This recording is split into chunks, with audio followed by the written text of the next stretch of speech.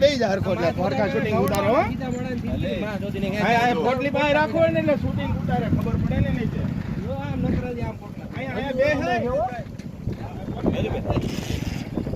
આયો લે ફોટા પાડે બે તારા કોકને બાપુ મા બાપ દાદાનો વાક હતો બાપા બેહી જા ને હરખો બેહી જા બસ હાથ જોડમાં તું રેડી જ છો તારું કામ બધું રેડી બેહી જા બેહી જા તું બેહી જા